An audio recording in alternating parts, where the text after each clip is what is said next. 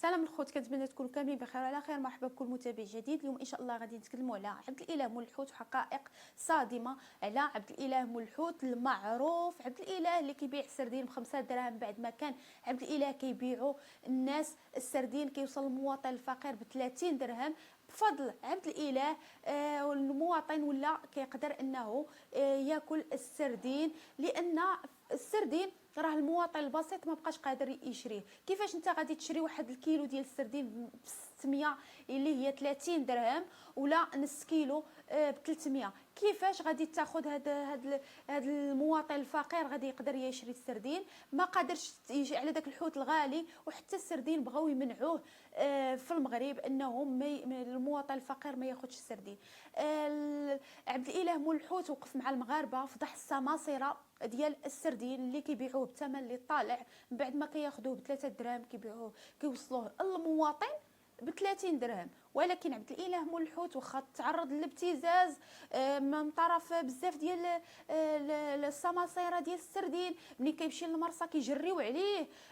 راه دار بزاف ديال الفيديوهات اللي كيقولوا شوفوا شحال ديال الكميه ديال الناس اللي تابعينه كيقولوا له كتضيعنا، كدرنا، كتفعلنا، لانهم هما باغيين يربحوا بكري، باغيين يربحوا على ظهر الدرويش، على المواطن البسيط.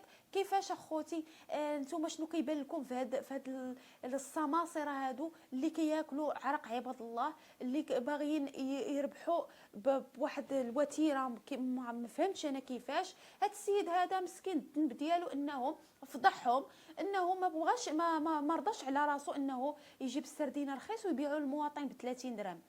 فهاد الشيء هذا اللي خلاوه انهم يبتزوه. وحاليا نايض عليه اشاعه على عبد الاله مول الحوت كيقولوا انه تعدى على واحد الطفل اللي قاصر اللي عنده 17 سنه. ولكن هذا الشيء هذا غير باش يطيحوا عبد الاله مول الحوت، باش يصافي نهائيا ما يبقاش.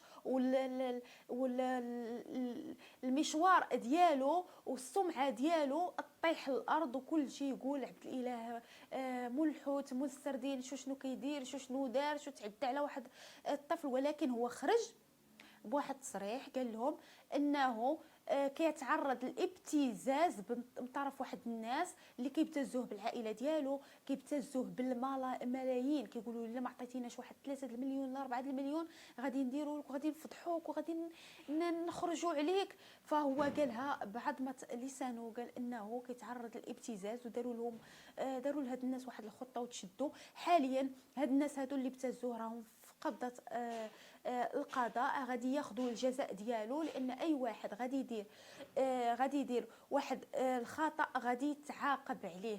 وهذا السيد هذا خاصكم توقفوا معاه، لانه ولد الشعب.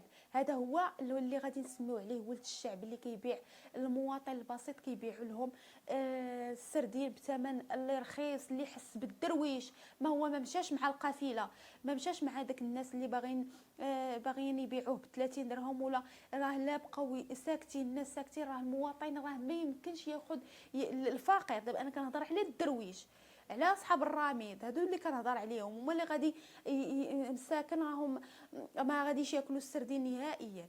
راه كيف المواطن البسيط مسكين كيبغي داك نص كيلو السردين يديروا كواري في طواجين يقليه لوليداتو. الا تشها داك الحوت كيمشي ياخذ السردين، ما كيمشي ياخذ داك الحوت الغالي كاع.